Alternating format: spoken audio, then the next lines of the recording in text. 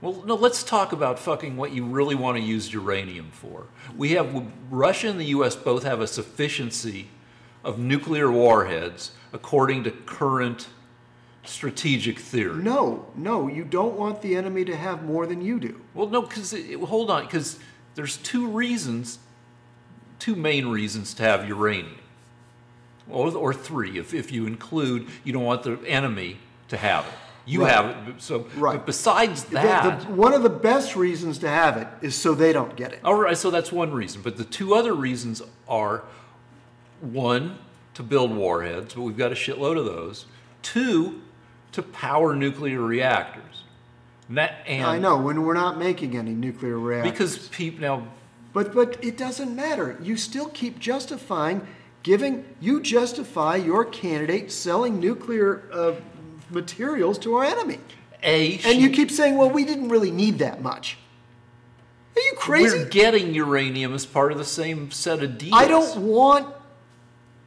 want to give them any of our uranium. I don't care what you think we're getting. We're getting uranium. We're getting uranium in a different form. That wasn't part of the deal that she made. And we're not even, well, hold on, we're not even giving them. The deal she made was to simply give ours to them. Yeah, but we can't even, by law, that uranium can't even leave the fucking United States. It's that uranium is not licensed. By law, she wasn't supposed to sell it to him in the first place. So not by law. They made a deal. No, there are laws that she's not supposed to be able to do that. 9 federal agencies looked at the deal. The entire Obama cabinet. It was worse than just Hillary.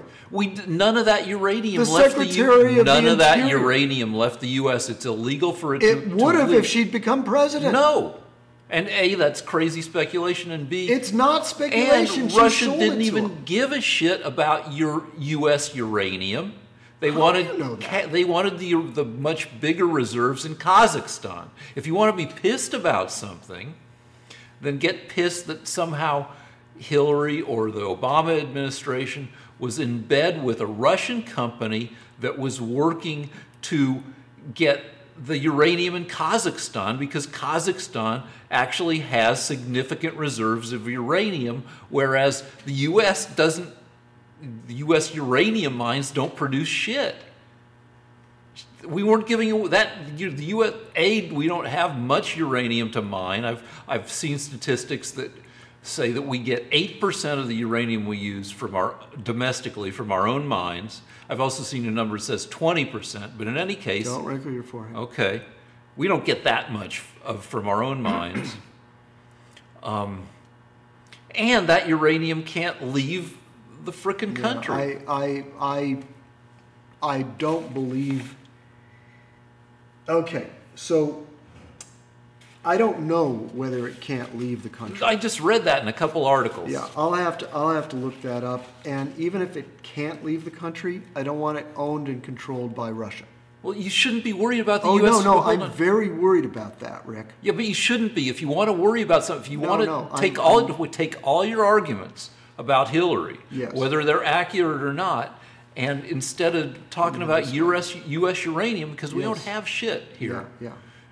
Get pissed that the people were, and I don't buy this, but you're buying it, that somehow we were in bed, or the Clintons were in bed with a deal that gave Uranium One access to the Kazakh uranium, where there's a shitload of uranium. Yeah, well, that's not disputed. All right, but the whole deal went down within weeks of Bill Clinton leaving. He showed up there with Frank Justra. They had meetings with the president of Kazakhstan. Oh, wait, I'm going to do a crazy thing now. Wait, there's more. No, yeah, but you've said the more. No, I'm going to say a new fucking thing, which is one problem is too much fucking uranium. And that's a problem we have, and other countries have, where you use uranium in a reactor. And I forget, like, there are 2 different kinds of reactors. There's just, fission reactors, and there's breeder reactors. And anyway, at the end of of the useful life of the radioactive stuff, you're left with stuff that's been rough, that you can't, that's no longer good to use in a nuclear reactor. And this stuff is a problem because it's dirty. It's still highly radioactive, but it's not radioactive enough to work in a reactor. It's called nuclear waste. Waste. Well, there's a shitload of that. But I've read this, and I'm hoping it's true because I own stock in GE, that GE has a 4th generation nuclear reactor that helps solve the problem by eating the nuclear waste, that it's somehow able to use the waste products of other reactors and I guess further deplete it so it's less dirty and nasty and help generate energy at the same time that it's helping solve the nuclear waste problem. But let me tell you how Frank Giustra, I don't know where you're going with this, pal, but let me tell you what happened during the meeting with Frank Giustra, the president of Kazakhstan, and Bill Clinton. Bill Clinton, the president of Kazakhstan, is a brutal dictator, and he goes there... As he should be. Any place that has as many consonants in its name and almost no vowels, it's going to be a place with a brutal dictator. Yeah, it's Kyrgyzstan, Kazakhstan. It's the place that Borat came from. And so anyway, he shows up with Bill Clinton shows up with Frank Giustra, and they have a meeting with this brutal dictator.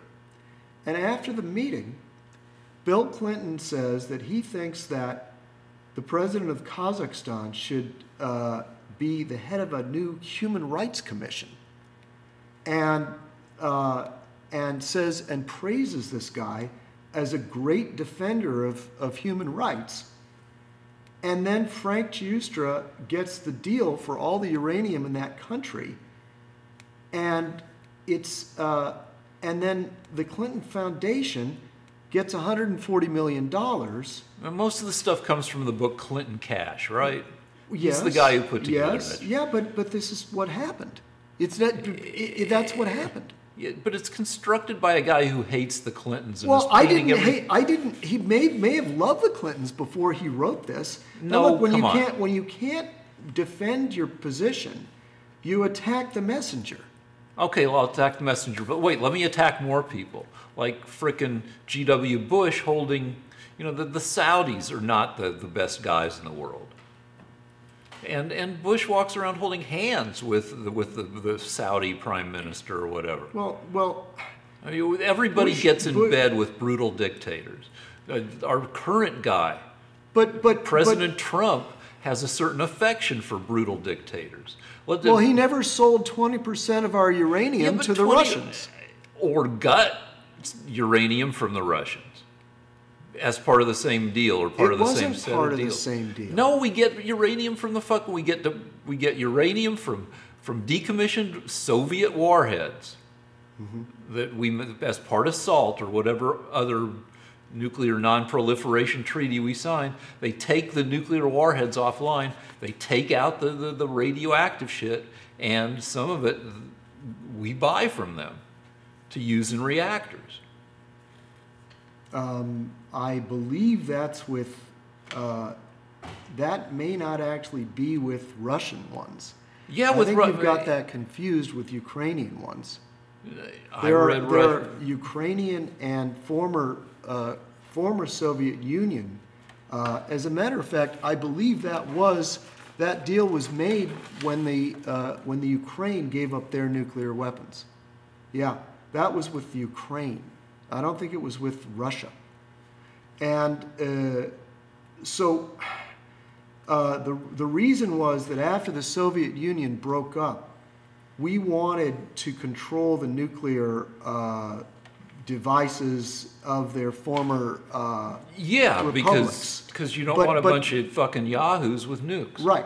But it wasn't with Russia. I believe it was with the Ukraine. Okay, that's possible, but I think it was Russia. Well, okay, we'll have to look that up. But the point is that it... But my point, yes. Then you can say your point, is that we're not just giving away our uranium willy-nilly. We're also bringing in uranium. No, I don't believe that. I don't believe that. I believe that the Russians... Well, we have to because we don't make enough uranium domestically but for our needs. We're not getting it from Russia. Russia is controlling uranium in the world right now because of Hillary Clinton and because of Bill Clinton. The Russians, this Kazakh deal that went to Uranium One, the company Uranium One, is now owned by Russia. Russia got hold of all the Kazakh uranium. That was what the deal was all about.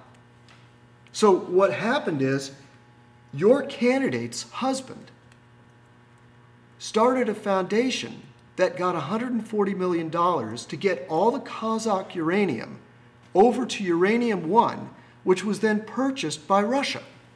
Russia now owns Kazakh uranium, their own uranium, and controls 20% of the uranium in the United States.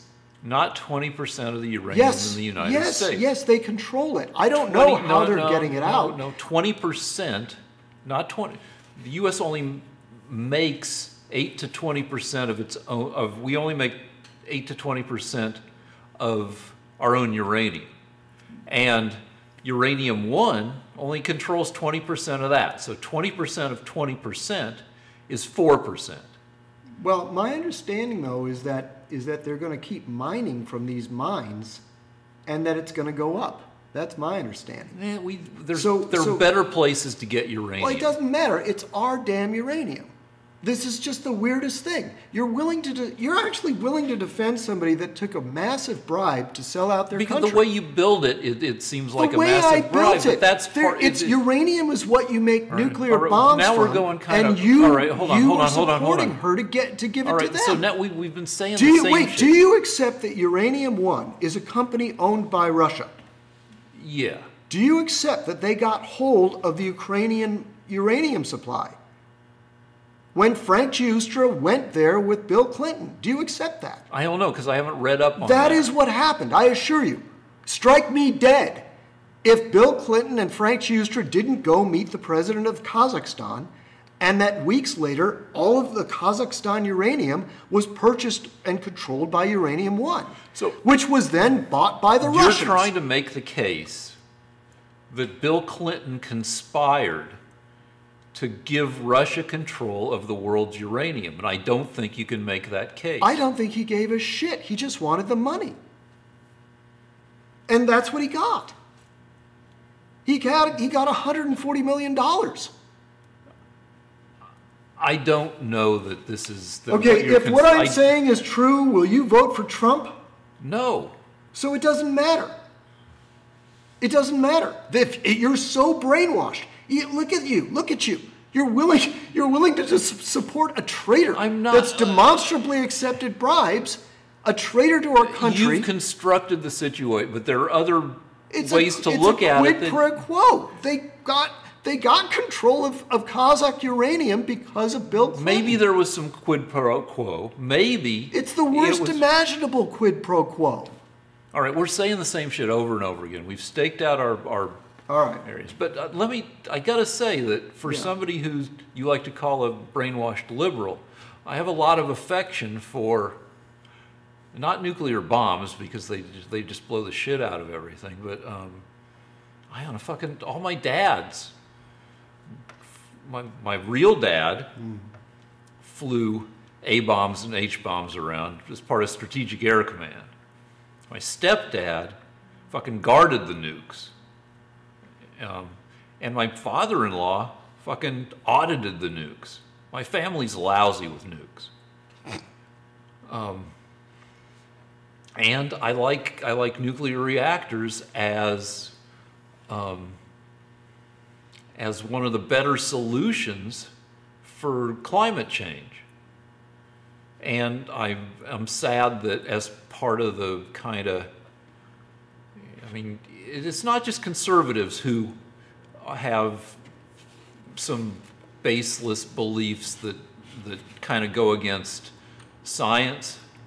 one of the areas in which liberals are a little bit anti-scientific fraidy cats is against the idea of any kind of reactors. I agree. Why don't you vote for Trump? Trump. What does Trump say about reactors? I've never heard him say anything about reactors. That's true. Neither have I. But I'm sure if nuclear power is ever going to come back, actually, I believe his position is that nuclear power should be utilized. Okay. I seem to recall this dimly, but his argument is that we should use anything we can to make America energy independent, and that includes fracking and here's a story. Pipelines. Now, this isn't an argument, but when I was a kid, growing up in Colorado, they did nuclear fracking. They drilled a hole in the ground like a mile deep, and they set off a nuclear bomb to release natural gas. Jesus. This was when you were in the area? Project Rulison. Well, like 1967. And it worked. The trouble is that the gas came up a little bit radioactive and people didn't want to. How close was it to where you lived? Enough that there were earthquakes and shit. Well, you got to screen for cancer. Well, I mean, my stepdad, I grew up across the street from the National Bureau of Standards, which is one of the biggest scientific installations in the U.S.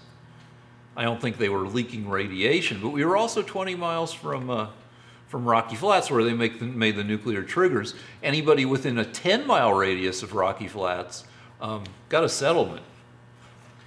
I think you better screen for cancer. Yeah, but there's a lot of other ways to get cancer. Being near any of those explosions comes back to get people. Yeah, but also if you live in Colorado, you're on a mile of bedrock, and bedrock emits natural radiation.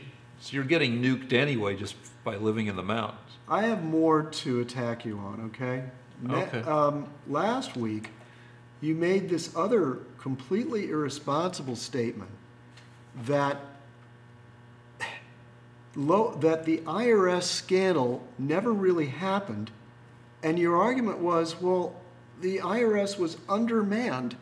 They were receiving hundreds of applications from the Tea Party, and they just couldn't approve all the Tea Party organizations. Well, hold on. What was your argument? Here's my argument in a nutshell. What was your argument, please? Never attribute to malice what can be accounted for through stupidity or incompetence. Yeah, well, I wish that was it. In fact, when I heard you say it, I was dumbstruck myself. I was thinking, let me get this straight. It's okay for Obama to use the IRS to harass Tea Party organizations because they're just incompetent and couldn't get around to Let's talk about the Tea Party. Those organizations. No, wait, I'm not done. No, hold on. Well, you're going to let me finish my point. No, because you just, afterwards I will. Okay, all right. Fine. But go ahead. All right, so Obama gets elected. Yes. And there's a certain, you can cool water below freezing if there's nothing for the ice crystals to crystallize around. And the country was everybody who was kind of not loving Obama being president, and there were other issues, was ready for something. Neil Cavuto, I think, on CNBC, has a tantrum about... Don't wrinkle your forehead. Okay, I don't know, about taxes or about some shit, that we need a new Tea Party or something. And boom, as soon as he says that crystallizes like mass movements. All of a sudden, Tea Party organizations frickin' pop up aplenty. And all of a sudden, the IRS, it's not like for every Tea Party organization, there was an equivalent, there was a Democratic organization that had popped up. No, all of a sudden, it's just like kazoo, a zillion Tea Party organizations spring up. The country was ready for this form of political action, apparently. There are a lot of motivated people, and hundreds of Tea Party organizations apply for tax-exempt status from the IRS. And in my understanding of it, which is admittedly incomplete, the IRS gets hit with all these applications, and did they turn them down for tax-exempt status, or did they just turned them down. How many of them? 300. How many applied? I don't know, but... and did they all just stay non-tax exempt, or did they eventually... Let me just tell you what happened, okay? That way you won't have to ask questions that won't get to the truth. Okay, all right.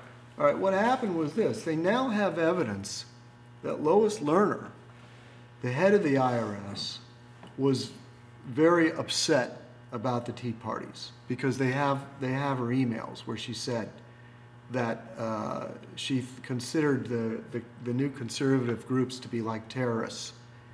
And there were meetings held at the White House between the head of the IRS Workers Union. They've got some kind of union. There was a meeting for 8 hours. And the next day, they came out with new guidelines.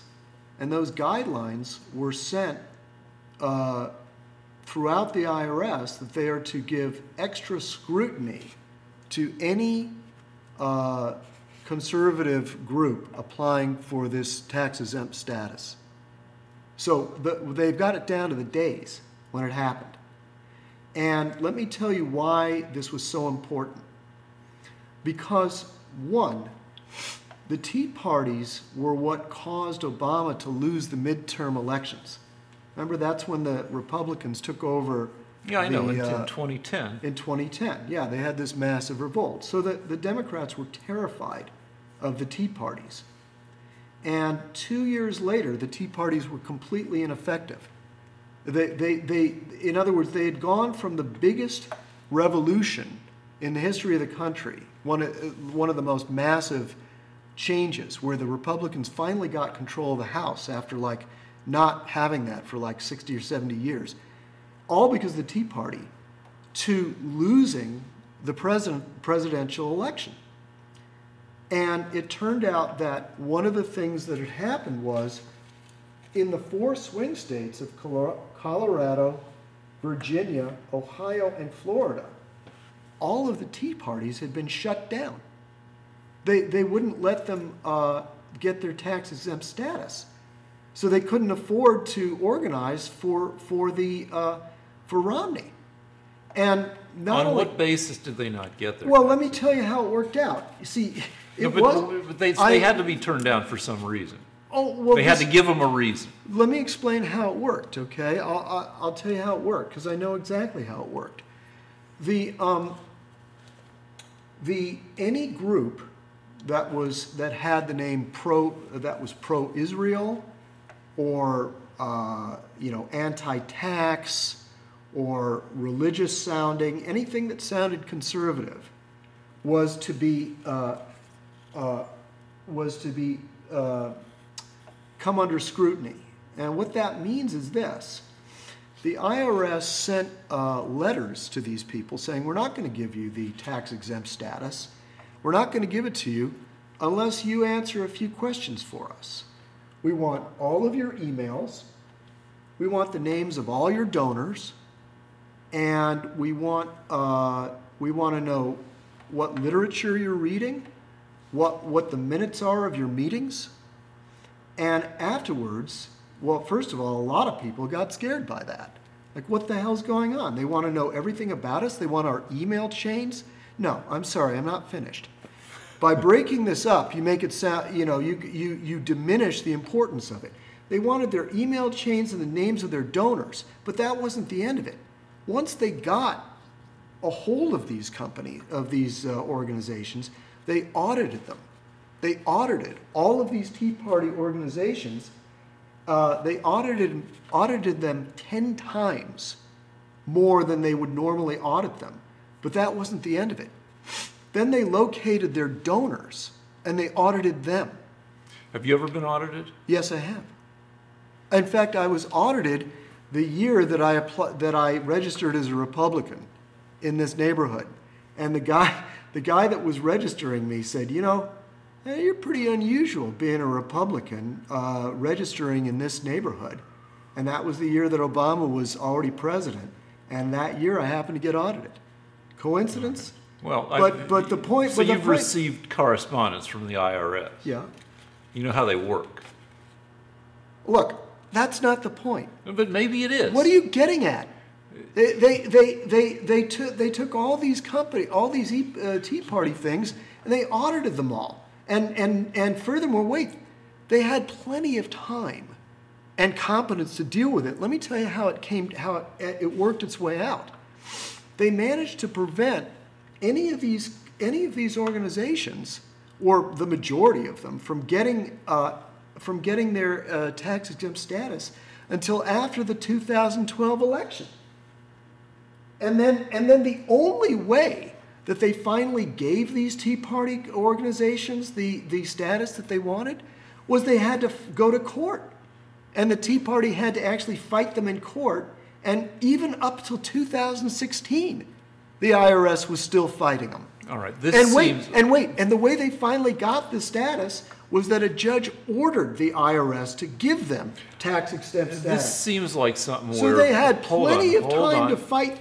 All right, so this seems like something where I have to go read and see if there's an alternate interpretation as to why the IRS didn't want to give all these organizations tax-exempt status. Well, I can tell you what their explanation was. Lois Lerner was caught on tape saying that she thought she was caught on an email chain saying that that she believed that the right-wingers were crazies and that they had to be stopped. Those are her words in an email chain. But there's more. When the Congress finally asked the IRS what the hell's going on, they destroyed all of the hard drives in all their computers. It was destruction of evidence. They destroyed all of them. They destroyed 7 of Lois Lerner's hard drives after they'd been subpoenaed. And they destroyed her BlackBerry.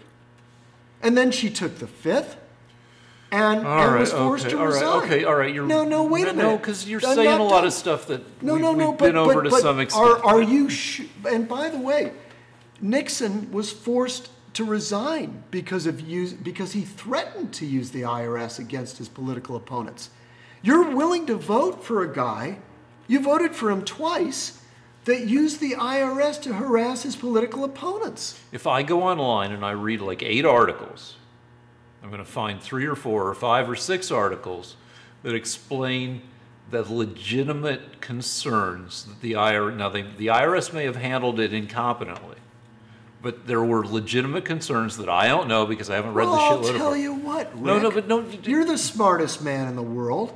Let's reason it out together a little bit here. No, but hold on. What if it were Muslims? What if you're Joe visa processor or Jane visa processor, and you're going through and you're looking at visas, and you've been doing your job for 14 years, and you're used to the percentages that you're used to. You know, that this many visa requests come from Asian countries and this many from Africa, blah, blah, blah, and all of a sudden, a big block of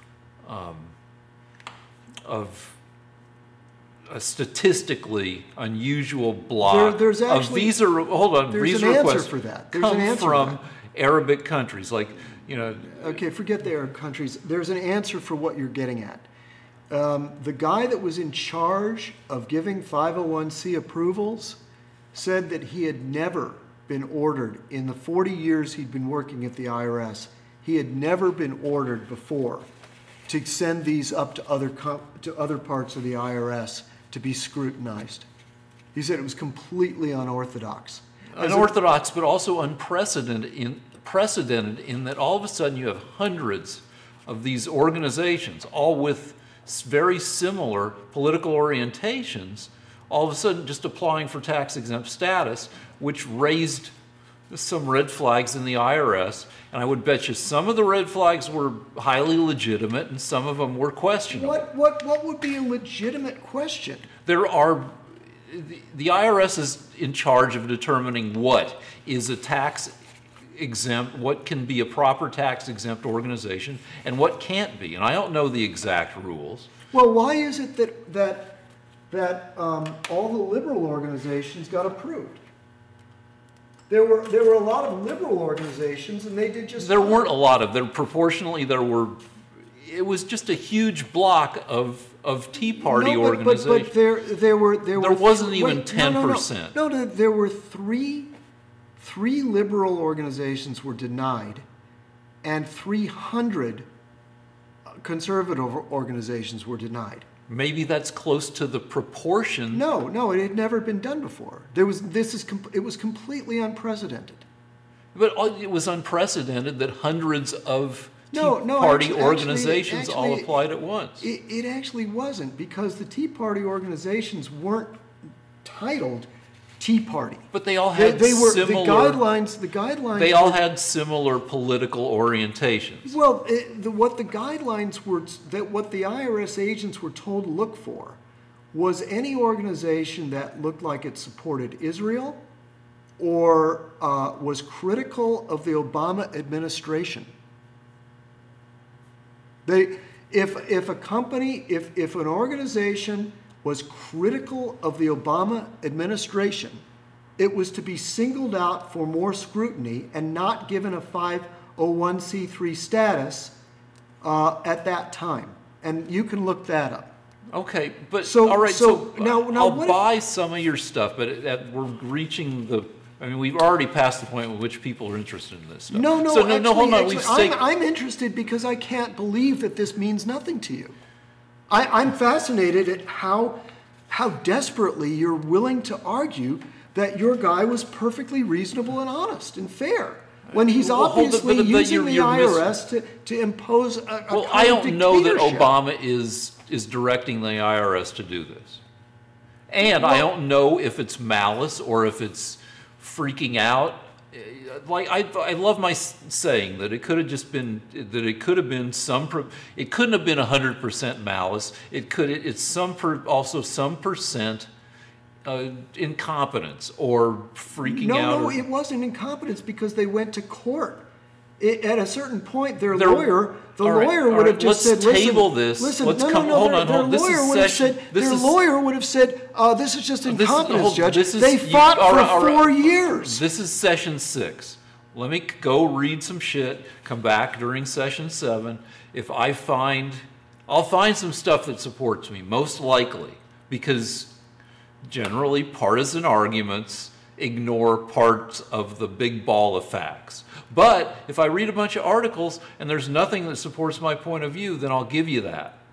I won't give you that Obama was secretly manipulating Lois Lerner necessarily, but I'll give you that. What do you suppose Lois Lerner's motive was? When you say suppose, you make a sup out of you and me. Well, I mean, my point is, you've got a Democrat in charge of the IRS harassing anybody that can stand in Obama's way. Well, maybe But Obama had nothing to do with it, even though they had an 8-hour meeting at the White House the day before they instituted the program. I'm tired of this stuff. The people out there are tired of this stuff. Let me read up and see if I've got any response to you. That's fine. Go ahead. Okay. Let's stop. Okay. Okay. How was that shit?